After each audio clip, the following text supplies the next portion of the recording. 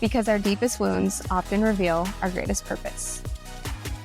All right, welcome to the Cord of Connection. Today's conversation is one I've been deeply excited about because it bridges two worlds I care a lot about: the science of the body and the deeper emotional and energetic patterns that shape how we live inside of it. I'm joined by Dr. Amelia Cohn, a naturopathic doctor and a root cause practitioner who is redefining what it means to truly heal.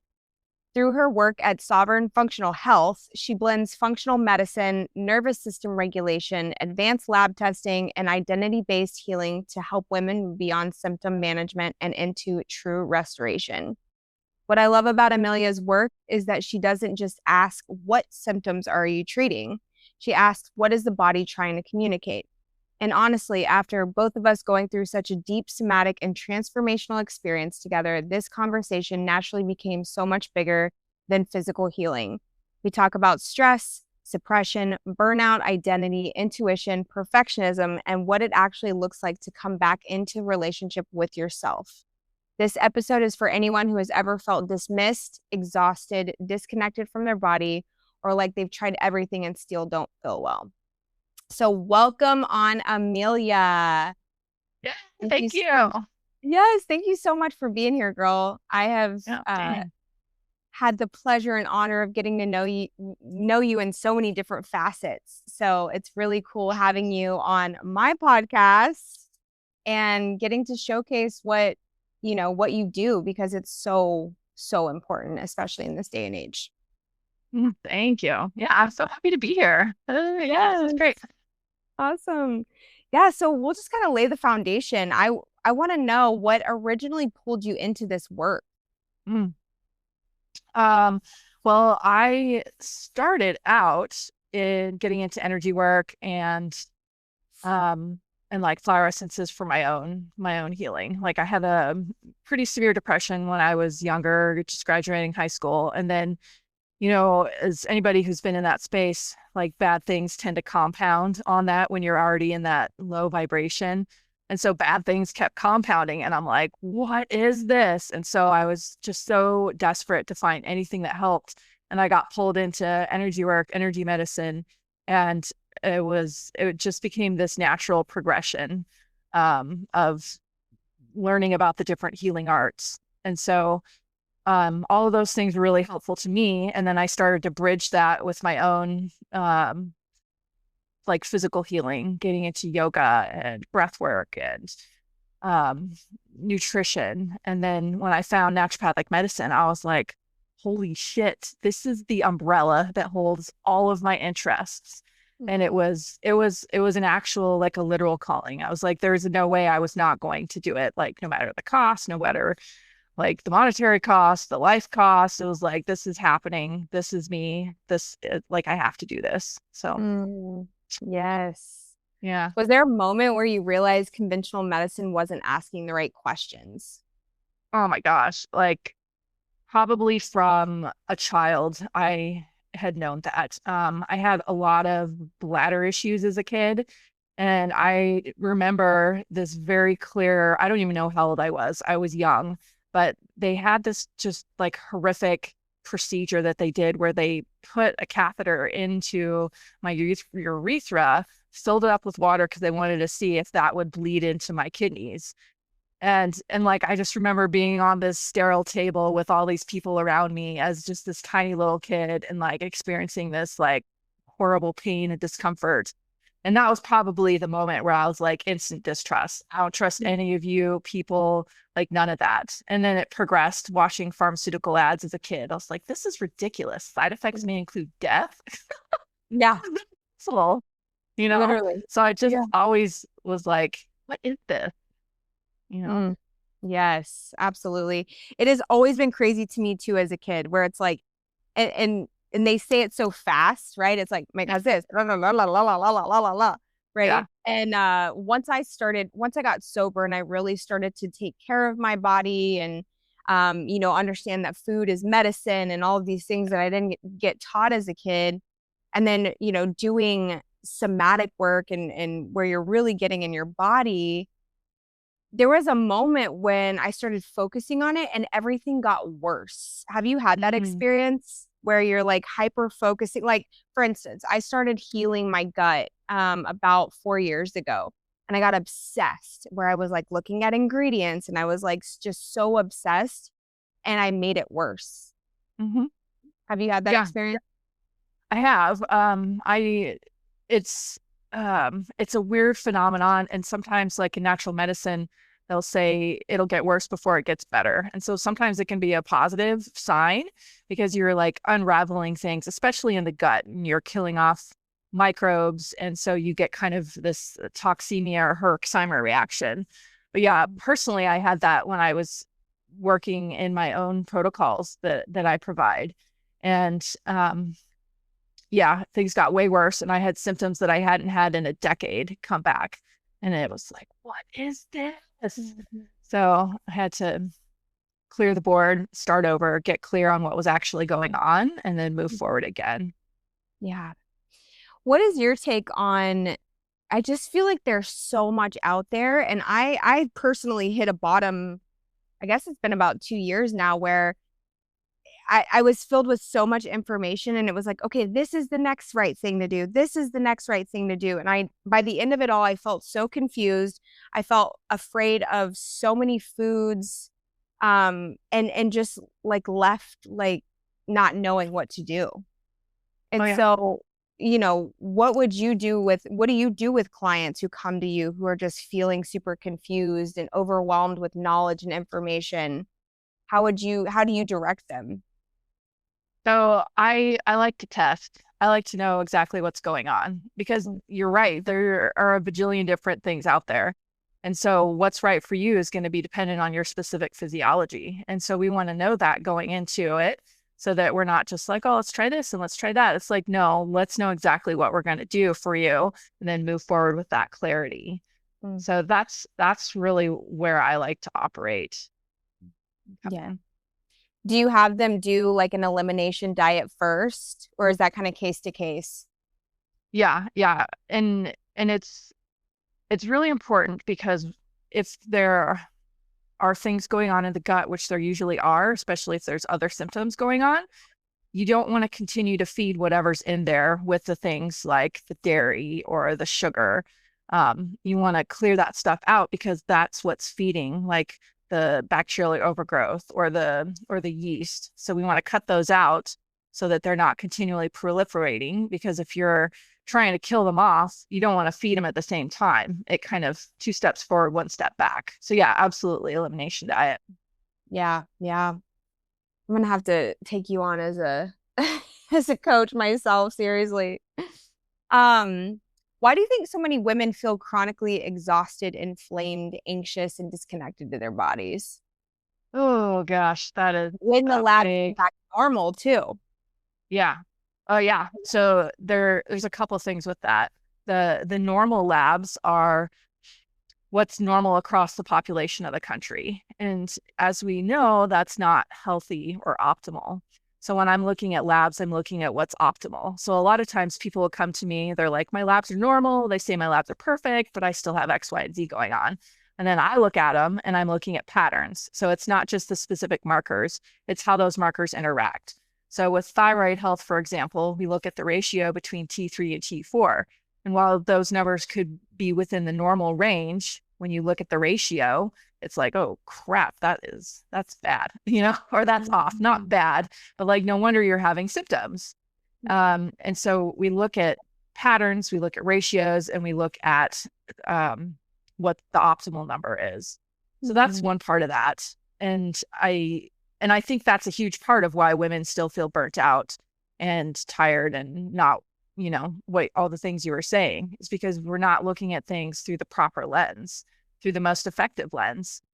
I think the other reason is like our society is not designed for women. It's designed for men whose bodies operate on a solar cycle, which is a daily thing. They have consistency throughout the day. Our biology operates on an infradian cycle, so on a monthly rhythm, and our stuff changes every single day. And so if we're looking at like our luteal phase, for example, which is after we ovulate and we're sliding down the hill into our menstruation. So that means our energy is going to be different. Usually they're lower energy. Our workout schedule should be different because we don't have the energy for HIIT and super intensity workouts. Our food choices are going to change. The tasks that we're oriented to are going to change. And so we're trying to operate in a solar cycle and make every day be the same. And then we're wondering like why I can't maintain the same energy throughout the month. Like it just doesn't make any sense. It fucking makes sense according to your biology. That's the way we're designed. Yes. So that's a huge part of it. Yeah. That is such a great topic because I remember when I was bodybuilding a few years ago, not connected to my cycle whatsoever. I'm, constantly in progressive overload, creating more stress.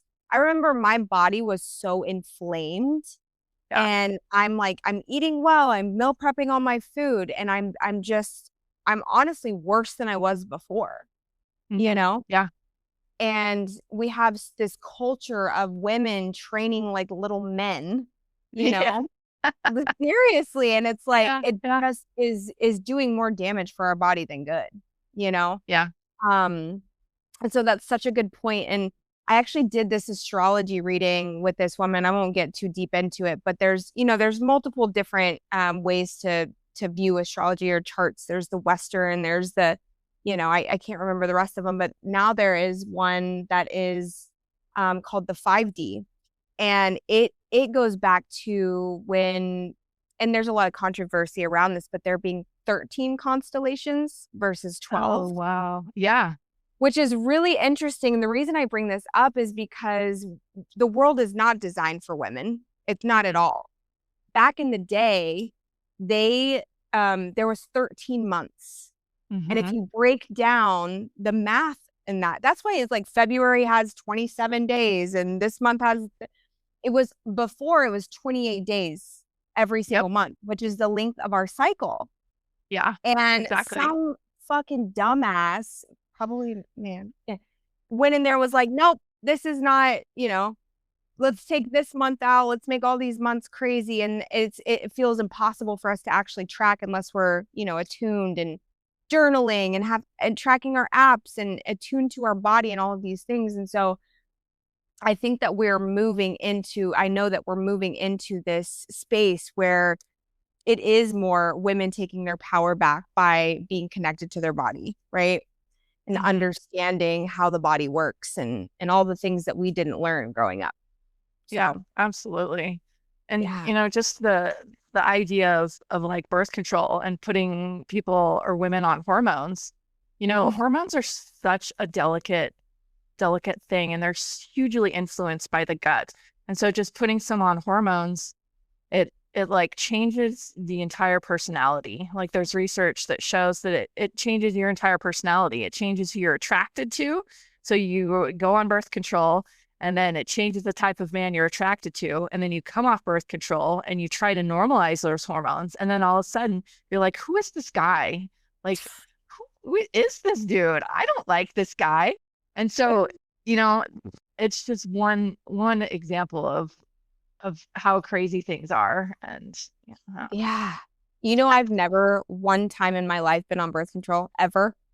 that's good. Good for I you. don't Yeah. know. I don't know why. Sometimes I think I was like a healer in a past life. I had to be because from the time I was a little kid, my mom would try to give me medicine if I didn't feel good, and without any knowledge, I would just say I don't want to take that.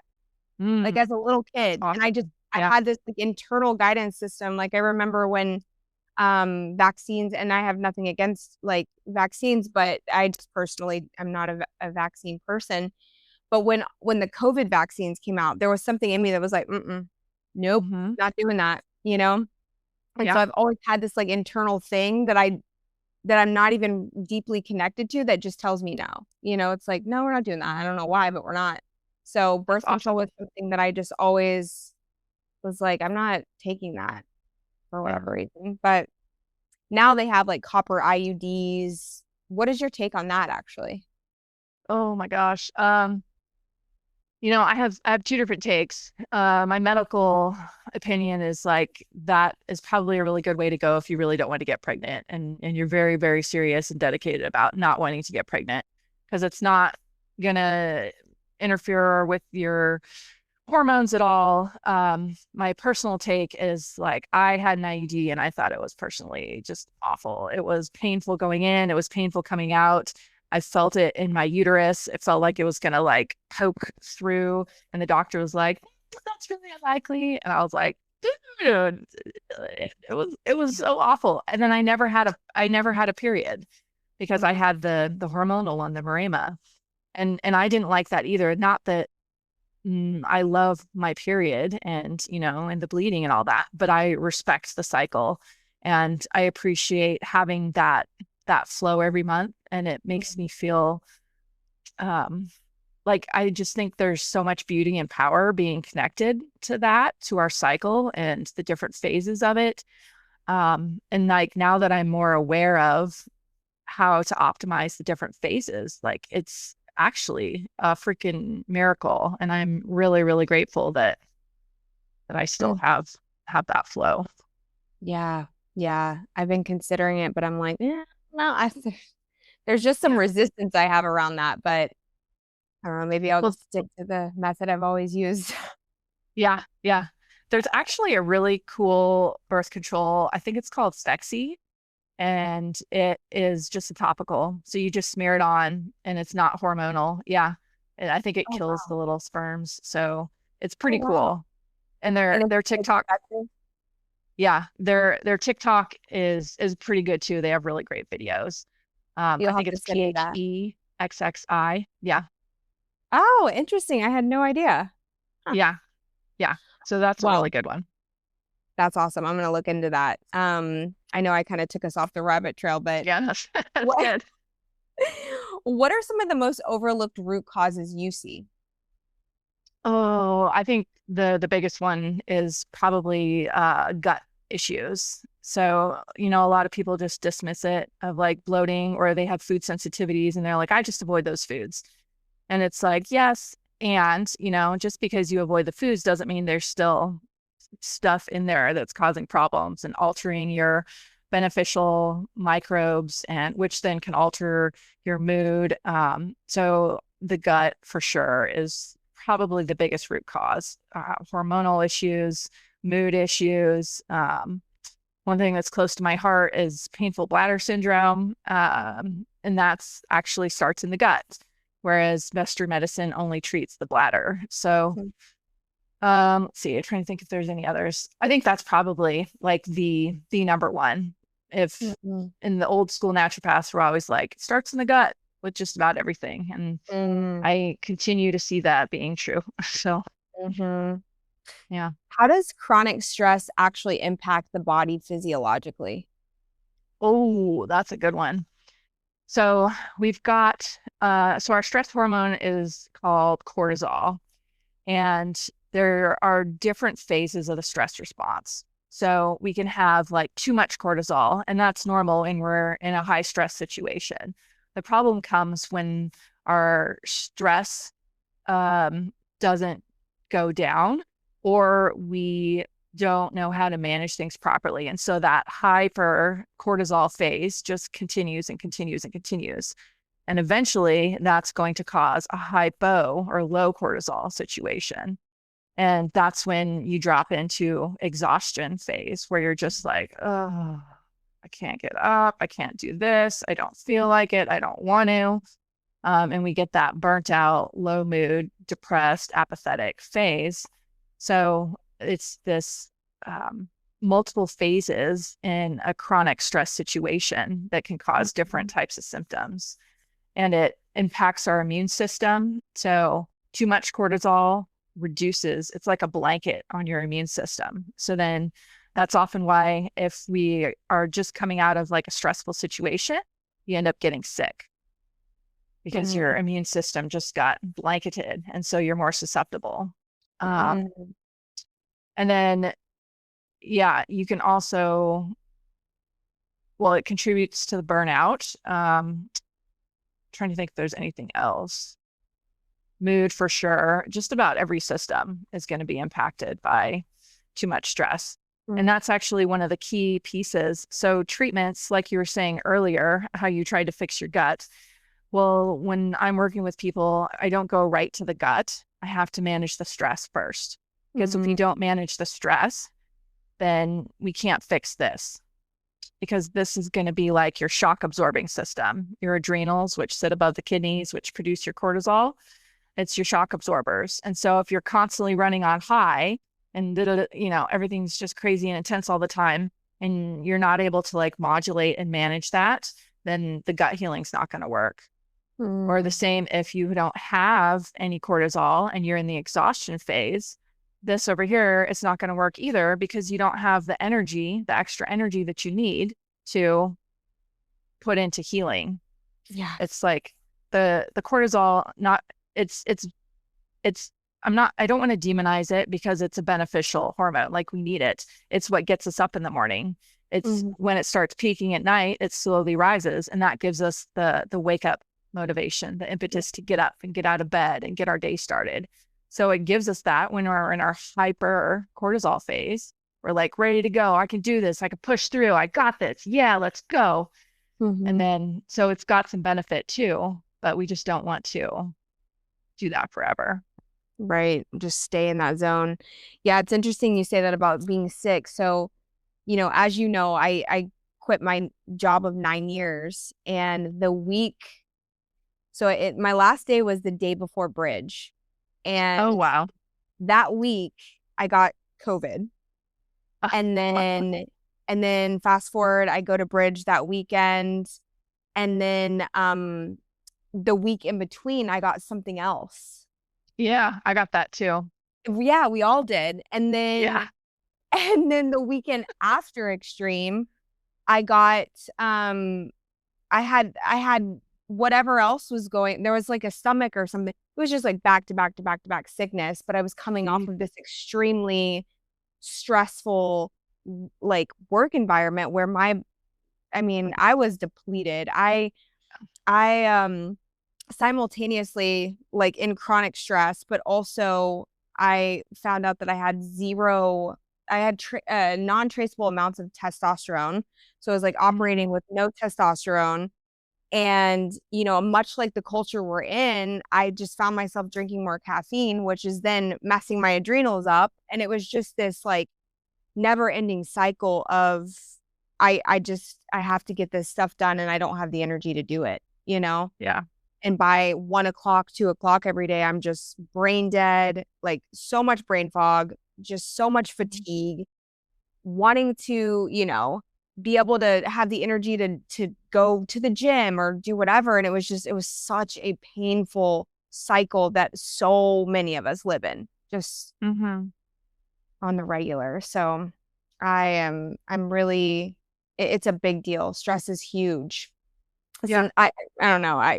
Maybe you can attest to this, but when you say it's like the number one leading cause of like cancer and just all around health. Yeah, definitely. So the stress is going to, I'm going to turn off my beeper here.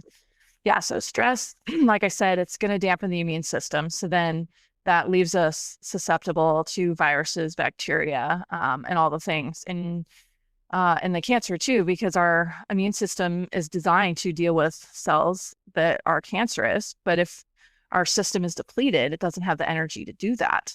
And then that cortisol, it's also you can cause a lot of extra inflammation as well. And so the inflammation piece is huge. And when we drop into, so cortisol reduces inflammation, which is why they put it in joints when people have like arthritis. They'll just put a bunch of cortisol in your joint. And so it reduces inflammation. So temporarily it can feel better, but when we're depleted and we don't have the energy to do things, that means that the cortisol is not there to reduce inflammation throughout the body. And that inflammation just can continue to fester. So that inflammation immune system response, especially if there are like silent pathogens like viruses, for example, those can wreak havoc in the body. Like undiagnosed Lyme can wreak havoc in the body. And if the immune system's not there because of too much cortisol, um, it's going to cause inflammation and disruption and all sorts of problems. So it's a huge one. It's undiagnosed, and especially the low cortisol state. Western medicine doesn't really recognize that as an issue. In naturopathic medicine, we call it adrenal fatigue, but Western medicine's like, oh, that's not real, because they need to go directly to the pathology, which would be Addison's, where your body doesn't produce enough cortisol. But there's this happy medium in between, and that's where I like to function, where you don't have a direct pathology, but things are not optimal, and it makes your life and your quality of life just like unbearable. Absolutely. It's like a low humming discomfort that we just get used to, Yeah. Yeah. So you speak about identity-based healing. What does identity have to do with physical symptoms? Oh, yes. So there is quite a bit to that. So what I see often in practice is people identifying with diagnoses they've been given. So they're like, I have Hashimoto's, or I have fibromyalgia, and that becomes part of their identity. I'm just someone who has this. And then it creates, like, there are pieces to, so whatever continues showing up in our life, we're getting something out of it. Even if it's not what we want, if it's not what we say we want, if it keeps showing up, we're getting something out of it. And that's where the identity work comes into play, because we want to uncover, like, what are you actually getting out of this? What are you actually getting out of holding on to this? And sometimes it's things like, oh, I get sympathy, or people feel sorry for me, or I get to say no, where otherwise I wouldn't be able to. And then there's other pieces to that where, like, so with thyroid, for example, there is a lot of women who have thyroid issues. And a lot of that comes from, like, there's some physiological reasons for that, but there's also identity pieces that we've been conditioned into as women, of like, don't speak up, just like keep the peace, trying to over accommodate, try to, what is it? Manage other people's emotions. So all of that is coming through in the thyroid, because we're not speaking up. We're not speaking our mind. We're not sharing our opinion. We're not, speaking our needs. That's a huge one. And so we have to uncover these places when we have our body talking to us from a specific location with symptoms, for current symptoms, like, what's really going on? Where's the mental emotional pieces to that we want to shift those patterns to help the body heal and reset, and then support it with the foundational elements of health as well. I love that. That is the most significant bridge in medicine and overall health. Seriously. I mean, we know that we went through, the somatic experience that we did. And I kind of dabbled in that stuff before, but to really take that all in such an intensive way and apply it to life and just see how your body changes. I mean, I am so much more attuned to my body now after that experience, where the other night I was withholding something out of, that part of me that wants to be digestible or not too much, or, whatever, or, the cool girl stage character comes out, and it's like, don't be too much, just be cool with what's going on. And, the beautiful thing about this work is that it happened, and then I got to circle back around pretty quickly. Like that night, I had a conversation with my boyfriend, and, was able to, but I was able to communicate that. But my gut immediately, like, mine is always in my gut. My gut, I hold a lot of tension in my stomach, and things just really slow down, but I can feel it immediately. And so, it's important to understand where you store stress, or, what does it mean when your gut is inflamed? What does it mean whenever you're starting to have, issues with your thyroid, or, how those things manifest, because they manifest differently for everyone. but Yeah, absolutely. it's powerful. Do you care to share your most recent experience with the, you don't have to, but would love Yeah, you to share because it was powerful. yeah, for sure. So I had like out of nowhere, I had this thyroid cyst kind of pop up, and I wasn't sure what it was. And I have an ultrasound in my clinic job, so I was able to ultrasound it myself, and I took measurements then. And then by the time I was able to get measurements, like official ultrasound measurements, like it had went from like 1.5 centimeters to 4 centimeters within like a month and a half or so. So it grew really fast. It was like fluid filled, and I finally got it. I thought I was going to get it drained, and then they ended up not draining it because like it wasn't on the order. So like I had to go through all of these things and then finally got it drained. But it brought up so much around how I was over accommodating in this relationship that I was in, and I wasn't speaking up. So my ex-boyfriend, I would say something, and and just like try to be myself and whatever, and he'd like put the kibosh on that. It's like, oh, you don't need to do that. Or the most recent thing, I was telling him about the 6-month program that I have, and he was like, are there PDFs? You need to have PDFs because people don't want to do this or that. And I was like, no, you don't need PDFs. It's a 5-minute video, at 5 minutes, you do the thing. You don't need to go back to it. It's done. And so like I spoke up about it, whereas before I wouldn't have spoke up about it. And there was something else that I'd spoken up about too. And then he decided that like that was the end of the relationship. And so realizing when I started like speaking my needs and like, no, I actually want you to acknowledge my birthday, and like pushing back on his point of view a little bit, that was too much for him. And so it ended the relationship. But it was all about this self-expression coming through, and like the like the growing stuff that I had, or the stuff that I had like pushed down, was getting trapped in here. And then it finally started to express as a cyst. And there was also some trauma from way in the back that started to express as a cyst. At the same time, I started to express myself more, and then expressing myself more on social media and being willing to be mean and messy. Yeah. And, all of this expression started coming through at the same time that this cyst started to express itself. So it was very much getting me to pay attention to this, and getting me to not only the thyroid itself, but the deeper significance behind the expression, the throat chakra, the listening to my body, the listening to the things and the experiences in my life. So it was fascinating.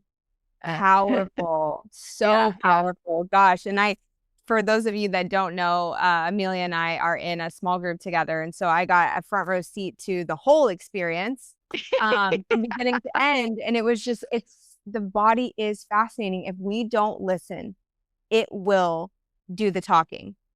Oh, yeah.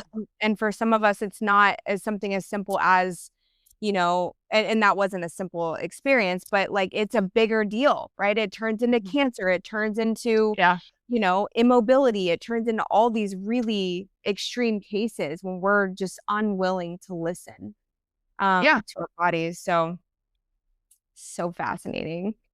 So what does, and we talked about kind of what self-abandonment looks like in the body, right? It's different for everyone, but why do so many women disconnect from intuition when it comes to their health? What do you think? Interesting question. I think part of it is we're not taught to normalize that experience. We're taught to defer our authority to outside forces, to the professionals. Like that was a huge thing during COVID of like trust the science and trust the authority. And like that's not necessarily true. Like no one knows your body better than you do. And so it's like I said earlier, with our cycles, our different phases, your body's going to want different things during different times of the moon cycle. So trusting that intuition instead of trusting like the nutritionist that says you need 149 grams of protein if you want to make your, your weight and you want to lose weight and da da da. It's like, well, actually, this phase of my month, no, I don't need that. I need more leafy greens. I need more salads. I need more light foods. So yeah, we're taught to defer our knowingness to experts. And that is, it's detrimental. And we're taught that like that it so the whole paradigm of medicine, Western medicine that is considered normal in this country is it sees the body mechanistically. And so if something goes wrong, then the option to fix it is a drug or surgery. And those are the only two tools that they have. If all you have is a hammer, then everything's a nail. And so the mechanistic approach to the body says that it's just a machine and you have inputs and you have outputs. But that's not true at all. It's a multi-dimensional system. Like we're human and we have the physical, but we're also spirit, and our body inhabits within our spirit. And because the spirit is not something tangible that we can touch, it has to communicate to us in different ways. And it communicates through the body in symbolic form, like knee pain. What do you need?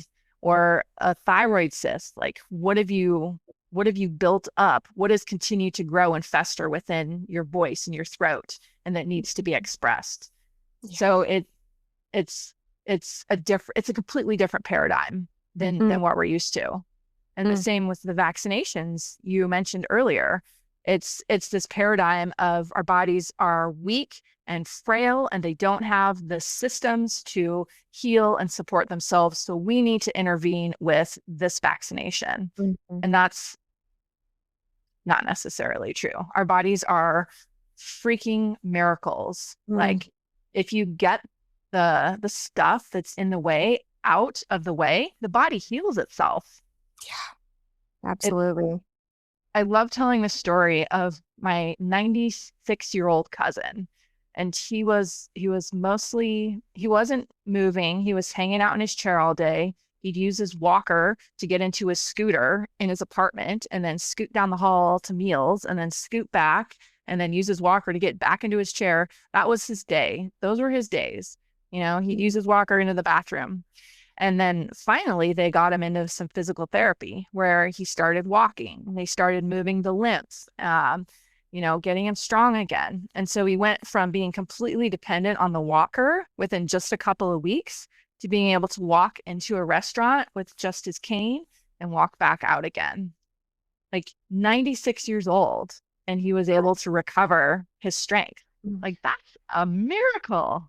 It is a miracle. And I've seen my mom has chronic pain. She had a hip replacement when she was probably 40. And at the time they were like, you need to get both done. This other hip is almost bone on bone.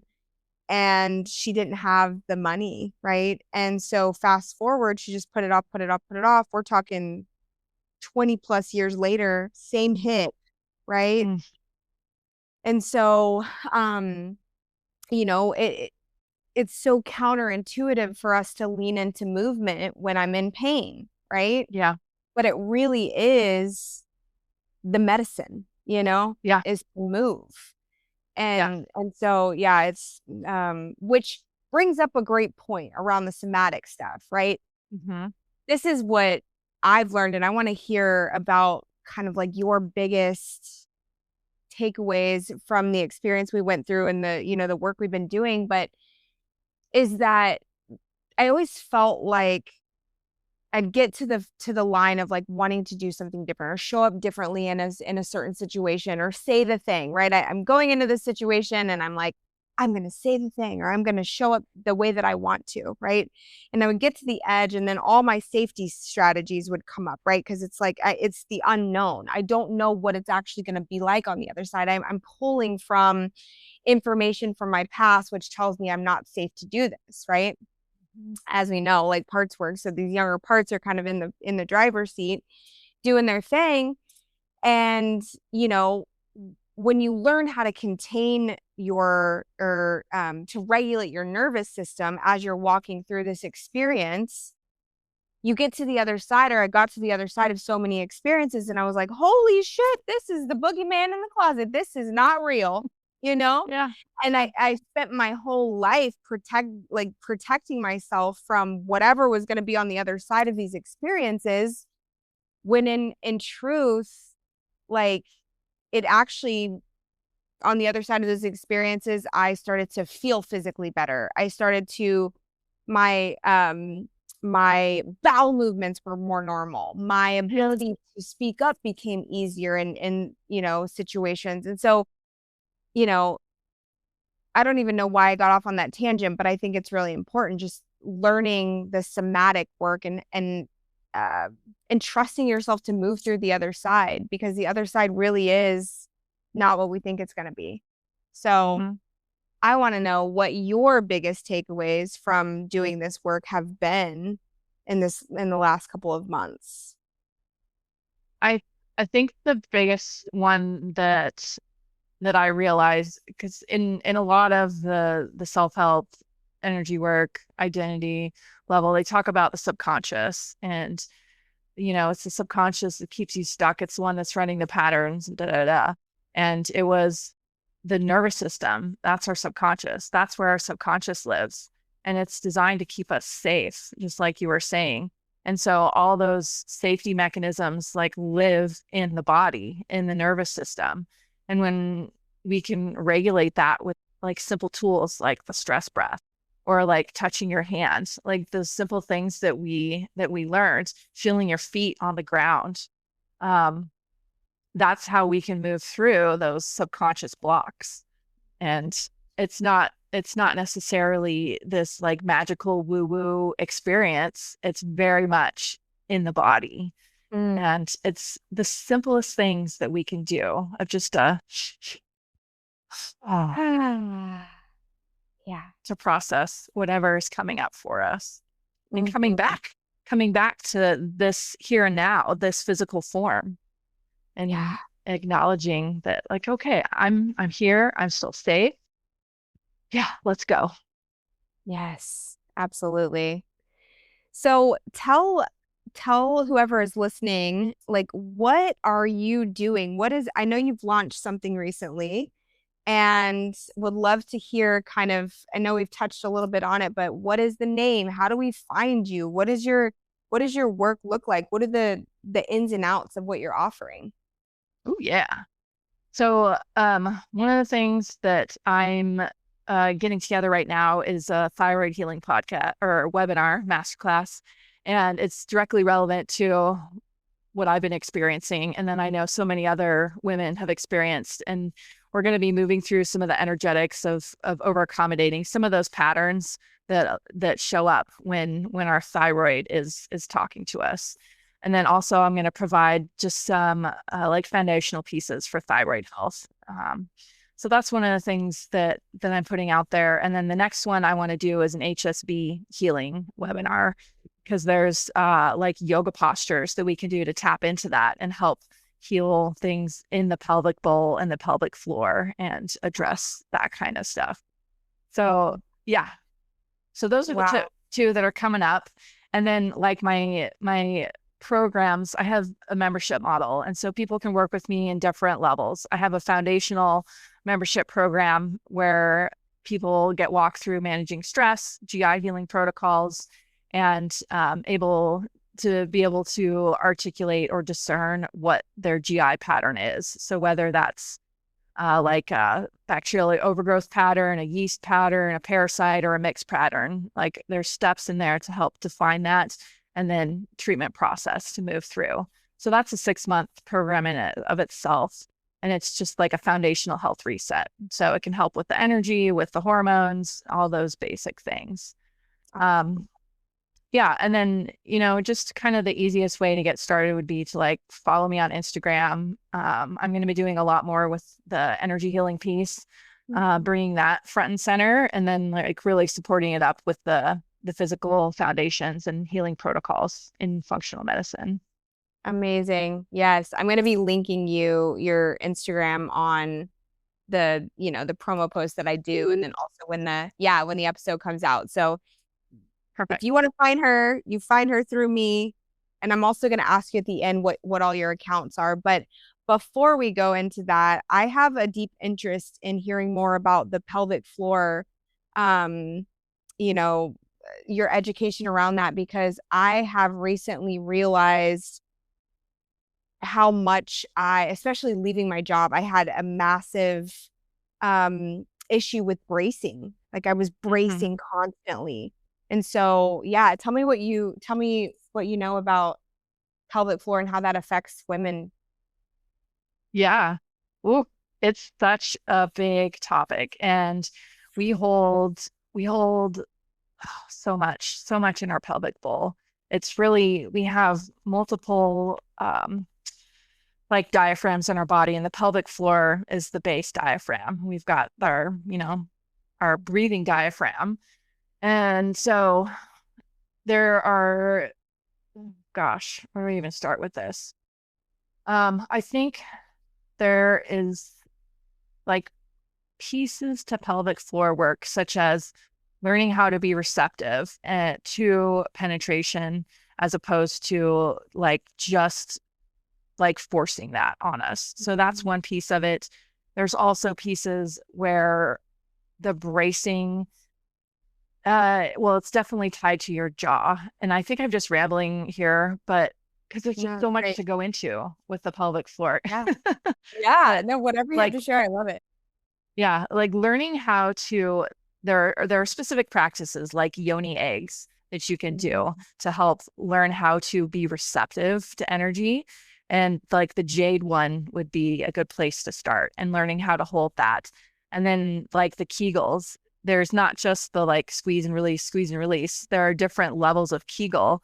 And so in like tantric practices, you learn how to do these different levels of Kegel, where instead of just like one squeeze, you can feel like the 1, 2, 3, and you can feel it move up. And so this becomes this amazing practice to strengthen the pelvic floor. But then if you're constantly bracing, um, then that's where there might be some relaxation that's needed. And that's where the yoni eggs can help, because you learn how to receive it instead of force it in. Like with tampons, we're just like shoving that tampon in there every month, and the body's like, whoa, whoa, whoa, what's going on? And like learning how to like work with that area and allow it to receive, which is a huge one for women, like learning how to receive. So that's our place of receptivity. And so instead of having things forced upon us, it's like, how do we receive this gently? And so that's a big practice that can be done, especially if there's of like that tension there, of just working with that yoni egg. And you could do like a rose quartz or a jade, and learning how to receive that. And then when it sits in there, you learn how you can do your Kegels around it, and that will like press upon certain pressure points. Because just like if you have like tension points in here and you find that right tension point, it can release and relax. And it's the same with it's all muscles in there, crisscrossing beautiful muscles. And so you can find those pressure release points. And sometimes they're connected to emotions or holding patterns or traumatic experiences. And sometimes it's just stress in there. And so you can do your own practice with the yoni egg. You can work with a pelvic floor therapist, and they can find those windows. And a really good pelvic floor therapist is going to be able to like help you breathe through the emotions that come with some of those trigger points or tender points, because Yeah. um, that's a big part of, I think, that tension that a lot of women hold in there, is bracing for something that's coming at them, Yeah. instead of being able to breathe and be receptive, and then have boundaries about what's allowed into your Mm, space and what's not, which is yeah. one of the um, key experiences around HSV, is like is is what's allowed in your space and what's not. Mhm. Yeah. Oh, this is getting me fired up. I don't know if I'm more fired up about how fucked women are in so many regards. Like, you know what I mean? Like, Yeah. in terms of like, okay, maybe ask you this. How do men's symptoms show up physically? Because I feel like we have a lot more, we're way more susceptible to those kinds of things than men are when it comes to Yeah. stress or, you know. Yeah. Well, we've got that fluctuating physiology. So there's more places in the line, so to speak, where things can get kinked. Mm-hmm. But like men have, men experience burnout. I don't think anyone's really designed for this, like 40-hour work week, just push through kind of a thing, especially when it's jobs that you don't necessarily love, or there's conflicting personalities involved and like ego dynamics at play. It just makes things difficult, more difficult. But that's just life. And so everyone has life coming at them all the time, and their symptoms are going to show up different. I think men, a big part of the way things show up is heart related. Like that's one of the number one killers for men. And then also prostate. So heart and prostate. And with the heart, I really see things like closing off, not being emotionally connected, not being able to express their emotions. And then holding on to, there's like resentment develops and like hate develops, those kind of breed themselves, and those all get trapped in the heart, and that contributes to that down the road heart problems. Yeah.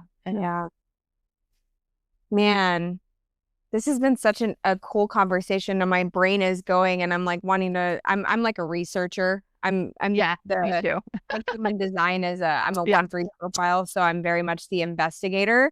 And I want to learn, and it's just like this endless well of wanting to know more and more. What is your human design again? 1-6 manifesting generator. You have the 1. Yep. It is the investigator is the person who is just like, I could sit on the computer and go down the rabbit hole for hours and hours. Yes. I think I needed that, to go to med school, because it's like years and years and years straight of just like fire hose of information. So I really needed that one to be able to and then continue to learn, because that's part of medicine, is like continuing to learn and refine your craft. So I get you in that regard. Yes. Oh my gosh. Well, no wonder you went into this line of work. It's fascinating. It's so important. And it's been really cool watching you kind of step further into your like niche and your pocket. So I just appreciate your time here, and want you to let us know, what is your Instagram, if you have a website, anything anywhere where we can find you, let us know. Yeah, for sure. I'm currently rebranding my website. So all things are just continually evolving. And then I'll also share, I have a free community that people can come in, and I do lives on a regular basis there. And that's where I'm going to be hosting a lot of my like energy healing things. So like as far as recordings go. So exciting.